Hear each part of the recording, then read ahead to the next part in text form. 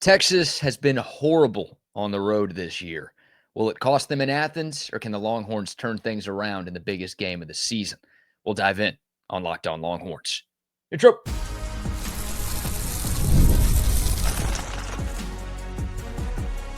You are Locked On Longhorns, your daily podcast on the Texas Longhorns.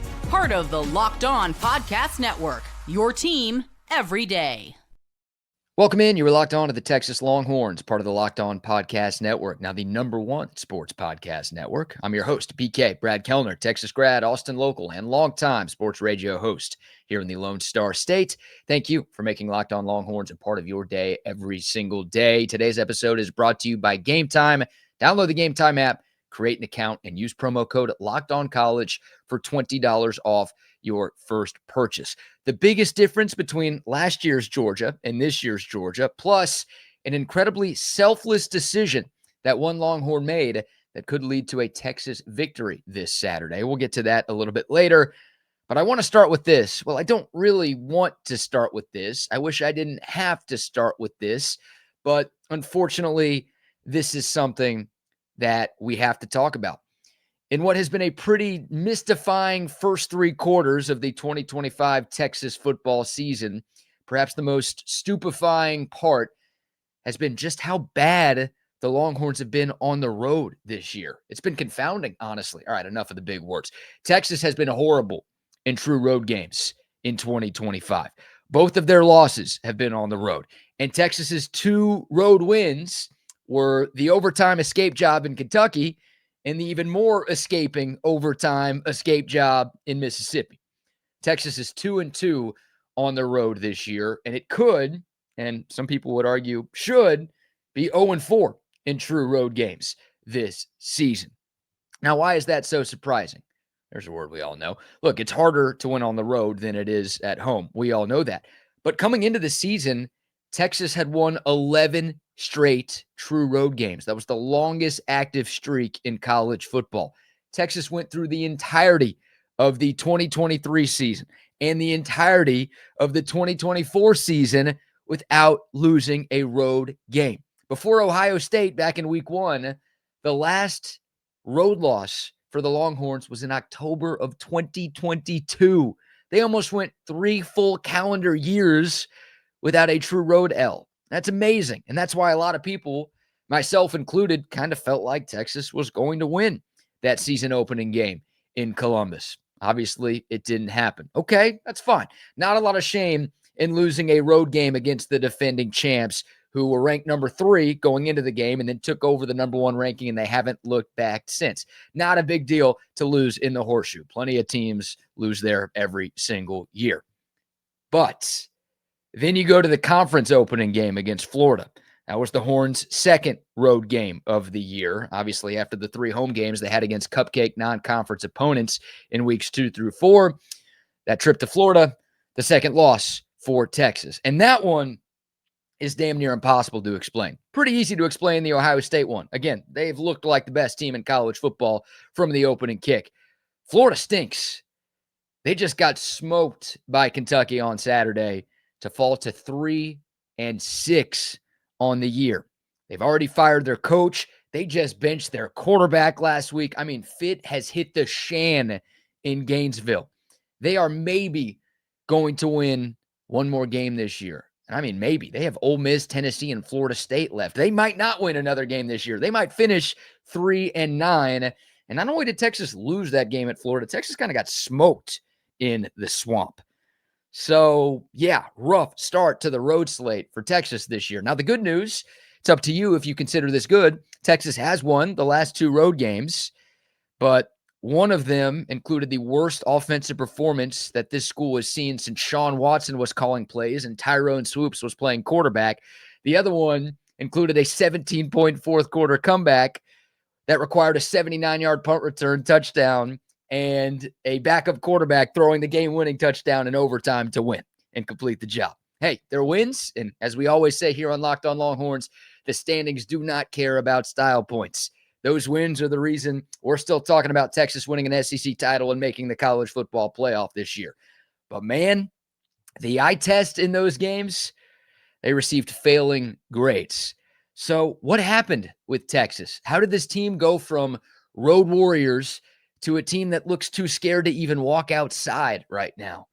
Unfortunately, it's a combination of everything. At least it has been so far this year. I won't deep dive here because we're looking for solutions instead of just being mad about a past that we can't change. But you look at the 4 road games that Texas has played, the offense has been bad in 3 out of 4. Scored 7 points against Ohio State. The Florida game was a total mess by everybody. Kentucky, that game set Longhorn football back a decade. I know they had a long lull against Mississippi State, but you can't say a 45-point performance was bad. 38 without the punt return touchdown. Still very, very good for Texas on offense. But 3 of the 4, not so good. The defense, which has been pretty reliable this season for the most part, they've been bad in 2 of the 4 road games. Great in Columbus in week 1, great in Lexington, but really bad in the Swamp, really bad in Stark Vegas. You should not be giving up 38 points to a Mississippi State team that's 1-5 in the SEC, and their only win is against Arkansas. Not great. Special teams. Hey, congrats, special teams. You've only been bad in 1 of the 4 road games that Texas has played this year. You win a prize. I don't know what it is. Probably not very good. But the Florida game, Texas obviously gave up a block punt for a safety in that one. That whole game was just inexplicably bad. Coming off of a bye, too. It's another thing. Texas coming off a bye this week. The first game they played after an open week did not go very well. So, unfortunately, we can't just sit here and pinpoint one thing and say, well, if Texas just fixes that, we'll be okay. It's been a combination of pretty much everything so far on the road. And now you have to turn it around against a team that's 51-2 in their last 53 home games. Yay. All right, enough negativity. So how does Texas actually do it? How can they put these road woes behind them and steal a win in one of the toughest places to play in college football? Well, I think looking at what you did against Oklahoma and Vanderbilt can help. Those are your 2 top wins. You're obviously playing another top 10 team this weekend. 2 of the absolute biggest things that the Horns did in those games that went a long way into helping them win, one on offense, one on defense. They stayed ahead of the chains offensively, and they stopped the run defensively. You can't just simplify this game to just those 2 things. There's too many other factors that are going to be at play in Athens. But, man, you look at Texas's losses this year, and you can look at Texas's 2 losses to Georgia last year. Penalties, sacks, TFLs. I mean, negative play after negative play after negative play. Arch Manning was running for his life in that Florida game. You look at the Georgia games from 2024, the game in Austin, Texas allowed 7 sacks. They allowed 10 TFLs. They also had 8 penalties. The whole game was backwards. Texas couldn't do anything right offensively against Georgia. Then the SEC title game in Atlanta, a little bit better, but 11 penalties, 6 sacks allowed, 15 TFLs. Way too much backward, way too much behind the chains for Texas in those games. Not good. You look at the second half against Oklahoma this year. You look at the first 3.5 quarters against Vanderbilt this year. Texas moved forward. They didn't allow a sack against Vandy. They only allowed 1 TFL in that game. Second half against the Sooners, didn't allow a sack, 0 accepted penalties on offense in Dallas in the second half. Hey, this is football 101 right here. You want to be moving forwards as often as you can. And for an offense that has struggled to learn and master much, getting the basics down can really help. Football 101, just do that. Stop with the negative plays, especially the self-inflicted ones. And then to the defensive side of the ball, stopping the run. You look at Texas's 2 top 10 wins this year. Against OU, Sooners had 30 carries for 48 rushing yards, 1.6 yards a carry as a team. Vanderbilt, a team that came into Austin averaging more than 200 yards a game on the ground. 24 carries, just 58 yards. Last year, Trevor Etienne had a huge game in Austin, 3 rushing touchdowns. The SEC championship, Georgia ran for nearly 140 yards as a team. Not good. You weren't able to do enough against the Dogs' rushing attack in either meeting a year ago. Well, good news for the Longhorns this year. Texas has a top 5 rush defense, giving up around 78 yards per game. Georgia, averaging about 200 on the ground after their 303-yard outburst against Mississippi State. Texas needs to keep Georgia closer to that 78 number than 200 or, God forbid, 300. So 2 basic key. We'll be talking about keys to the game all week long. We'll be breaking down this matchup from 1,000 different angles. Of course, we'll do a crossover with the hosts of Locked On Georgia as well. But those are 2 pretty basic principles that could go a long way into a Longhorns upset. Staying ahead of the chains on offense, slowing down the run on defense. Obviously easier said than done, especially against this team in that building. But those things can help. Texas can do those things. They can put the road issues from the first 4 true road games of 2025 behind them. All right, what say you? What's your confidence level? What's your score predictions, early week score predictions for Texas and Georgia? Do you think the Horns can pull off the upset, or are you a little bit nervous about this game now 4 days out?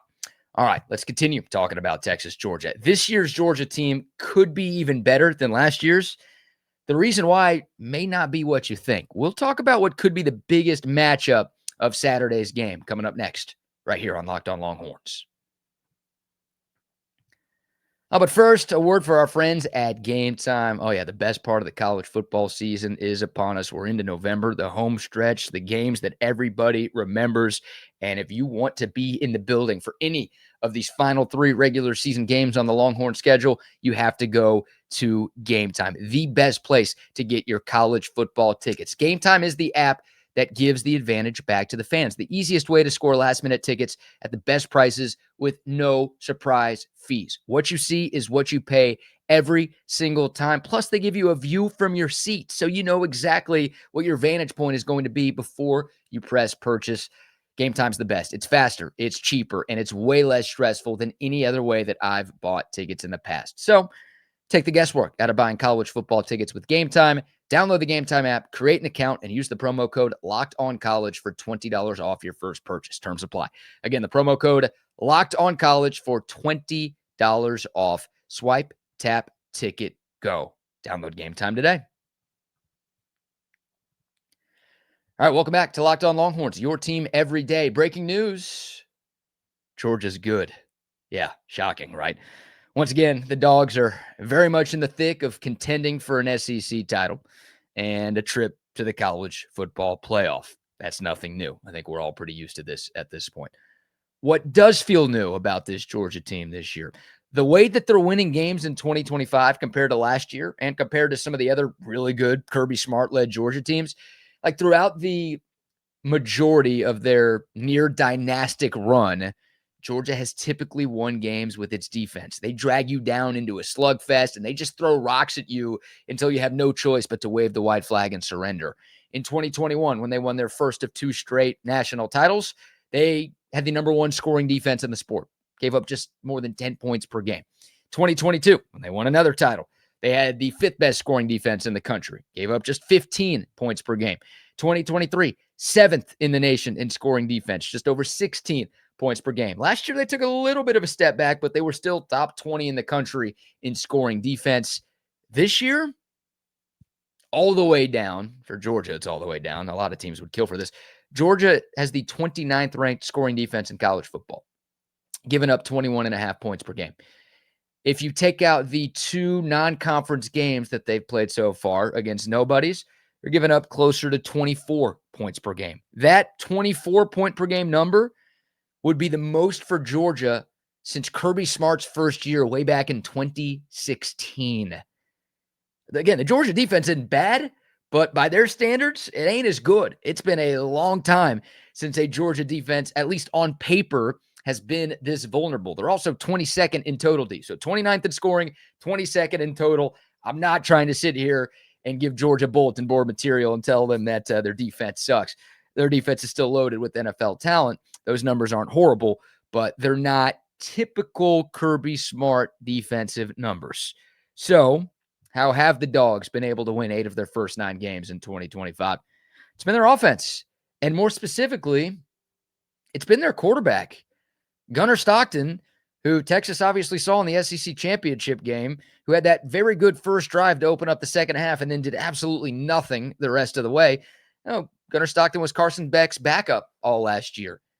He has been way better than Carson Beck ever was a season ago. And the biggest reason why Stockton has been an upgrade there, 2 interceptions through these first 9 games. Last year, Carson Beck had 12 interceptions through Georgia's first 9 games. Again, Gunnar Stockton 2 through 9. Last year, Carson Beck 12 through 9. Massive difference. Nobody will ever argue that Gunnar Stockton is the most talented quarterback in the country. Nobody will ever argue that he has the best arm in the country or anything like that. The only thing that he might be best at is having the best receding hairline of any college football player. We're not talking about a future first-round pick, but we're talking about a guy who just goes out there and wins games. Sound familiar? Remember the quarterback who led Georgia to those aforementioned back-to-back titles? Stetson Bennett, the 4th-round pick. Nobody ever said he was the best quarterback in the country. All he did was win games and win championships. Now, I'm not saying Gunnar Stockton is Stetson Bennett 2.0. I don't think he's going to go on that type of run over the next couple of years. I'm just saying you don't have to be like Heisman winning 1-1 in the NFL draft type of QB to have success at Georgia. There's enough talent around you to where if you could just protect the football and make a few big plays in a few big spots, that can be enough. But to Gunnar Stockton's credit, this is a year where the Dogs' defense hasn't been barking as loud as normal. Stockton has made more than a few big plays in a few big spots for them. Tennessee game comes to mind with that 4th and 6 touchdown to force overtime. The Ole Miss game comes to mind in that 4th quarter where Georgia overcame that big deficit. Like, he's been great for them in key spots. And this matchup is huge. The Texas pass defense is coming off of back-to-back pretty pedestrian performances, giving up more than 360 passing yards to both Mississippi State and Vanderbilt. Lots of coverage busts, lots of missed assignments, poor alignment on plays, missed tackles, turning short gains into much bigger ones. Like, it hasn't looked great back there for Texas in recent weeks. And Gunnar Stockton is a better thrower of the football. Again, he's not elite. He's not the best thrower in the country, but he's got a better arm than Diego Pavia. He's got a better arm than Blake Shapen. And I would argue Georgia's receivers are better than Mississippi State's and Vanderbilt's as well. So it's a big matchup for Texas. Now, here's the good news for the Longhorns. Reinforcements are coming. None more important than the All-American Michael Taaffe, who, of course, missed both of those games that I just brought up. Now, the secondary has been night and day different with number 16 on the field. I think I mentioned this last week. Texas has allowed 3 passing touchdowns, and they have 5 interceptions with Michael Taaffe playing. Texas has allowed 8 passing touchdowns, and the Longhorns have 0 interceptions when Michael Taaffe is in street clothes. Vastly different. Jelani McDonald also missed most of the Vanderbilt game with the concussion. He's back at practice. He practiced yesterday. He and Michael Taaffe both returned. Ryan Wingo, too. We'll talk about him a little bit more in segment number 3. But yeah, both of those guys missing the Vanderbilt game didn't help on the back end. They could have used either of those guys. Both would have been preferred. Either of those guys on the field in the last 5 minutes, that Vandy game doesn't come down to a onside kick. I can tell you that. So getting those 2 guys back on the back end of the defense will be huge. But Texas needs more from everyone else in the secondary too. Like, the linebackers also have to be good in pass coverage. Leonga Lafau and Anthony Smith have had some struggles recently. It's felt like both Mississippi State and Vanderbilt have gone after those guys a little bit through the air.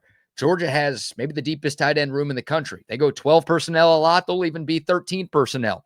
Delp, Williams, Lucky, all 3 of those guys can play. They want to get them to football. So that will be a test for the Texas linebackers too. They are a part of the pass defense in this game. So big key. The Longhorns need a bounce back performance. I feel like I keep shaking my table, which is shaking the screen. Sorry if I'm like making y'all dizzy from that. That's on me.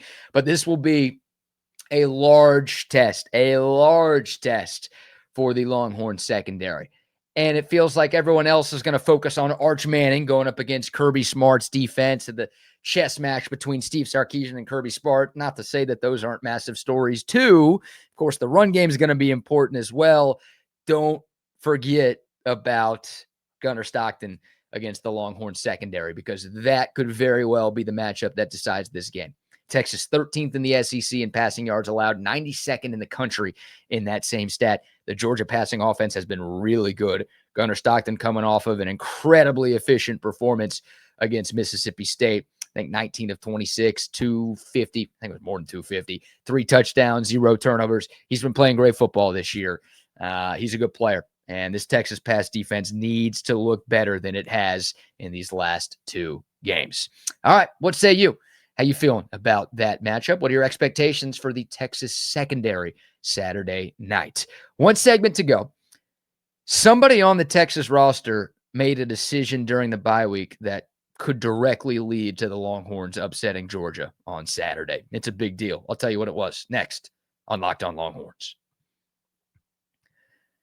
But first, a word for our friends at FanDuel. The NBA is back, and there is no better place to get in on the action than FanDuel, the official sports betting partner of the NBA. The cool part about FanDuel, even if you miss the start of a game, you can still bet in the middle of the game. FanDuel has live bets on everything from who's going to score the next basket to crazy fourth quarter comebacks. Back in the day, you used to have to get all of your bets in before tip-off. Now, anytime during the game, you can cash in. Plus, you can combine your live bets into same-game parlays for a shot at an even bigger payout. FanDuel keeps every game more exciting, especially when your favorite team is making that late push in the fourth quarter. Right now, FanDuel is giving new customers $300 in bonus bets when your first $5 bet wins. Sounds too good to be true? That's the real deal with FanDuel right now. So head over to FanDuel.com. Sign up and play your game with FanDuel, the official sports betting partner of the NBA. Welcome back. Locked On Longhorns, your team every day. Final segment of a Tuesday show. Steve Sarkisian gave us a brief injury report at his Monday press conference where he let us know that Michael Taaffe, Jelani McDonald, and Ryan Wingo were all participants at yesterday's practice. Sark also said that he doesn't anticipate any setbacks for any of those three guys, meaning all three of them should be available Saturday night. Very good news. What Sark did not tell us is that Ryan Wingo made an incredibly selfless decision to greatly increase his chances of getting back in time for this Georgia game. With the Longhorns having a bye week last week, a lot of guys went home for a couple of days to hang out with friends, hang out with family, just take a few days off. We're nearing the end of a long semester. We're nearing the end of a very long season. A lot of guys haven't had the chance to just rest and be home for quite some time. A lot of Longhorns, understandably so, took advantage of those few days off, and they left Austin. Again, spending time with some loved ones. You know who didn't leave Austin? You know who didn't go home? You know who stayed right here? Ryan Wingo. You know why he didn't leave? Because he wanted to get more treatment on that dislocated right thumb. That's awesome. And it sounds like Wingo has made major progress in his rehab from that nasty-looking dislocation that we all saw him suffer in the first quarter of the Vanderbilt game.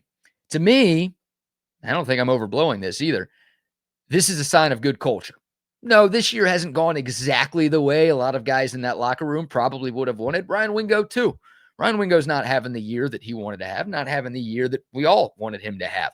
But even though this has been an up and down roller coaster ride of a season so far, it hasn't stopped anybody from trying and investing 100% into this year. I mean, there have been countless opportunities since the Florida game where the Longhorns could have just checked out and mailed it in and said, you know what, we're focusing on 2026. The Oklahoma game, the Kentucky game, with how many things went wrong in Lexington.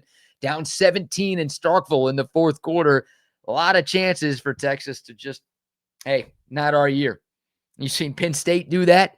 You've seen Clemson do that. You've seen LSU do that. South Carolina, Florida, a lot of these teams that also started the year very highly ranked in the poll, things started to fall off the rails for them early on.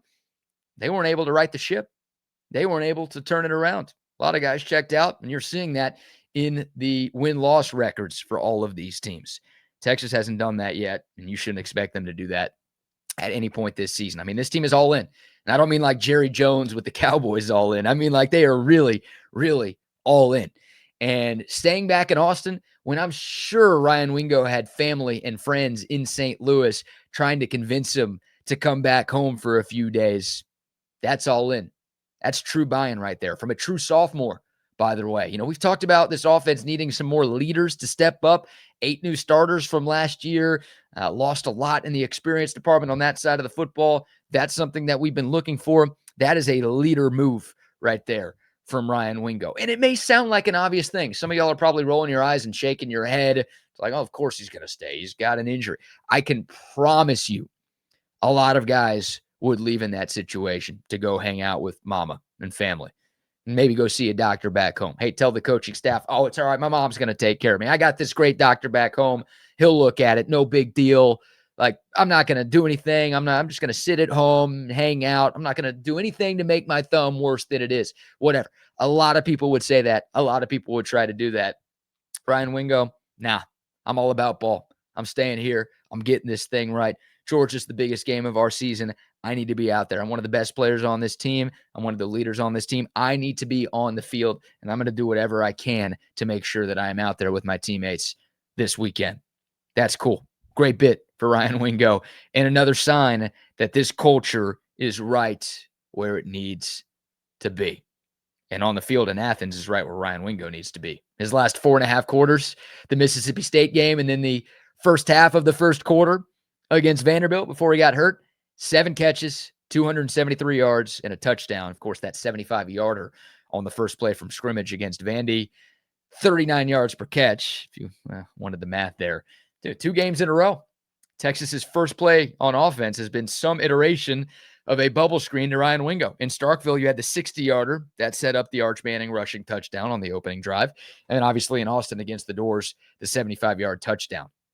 Getting the ball to number 1 in space has become a much bigger part of this Longhorn offense in recent weeks, and it's easy to see why. It's also kind of easy to question why it wasn't a bigger part of things earlier in the year, considering how effective it's been. And I feel like we saw enough from Ryan Wingo last year to know how dangerous he is with the ball in his hands. But hey, we're keeping it positive here. Nothing you can do about the past. SEC title hopes, playoff hopes, everything is still alive, still right in front of you.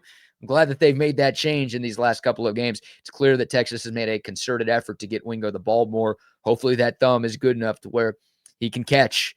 And yeah, I know the legs are still working fine. So 6'2", 215, he can fly. Yeah, there's a lot of elite athletes on the Georgia side of the football. You got to make sure your elite athletes show up on Saturday. Wingo is one of them. He needs to have a big game for Texas to pull off the upset. All of the stars on this team do. Hell, everybody does.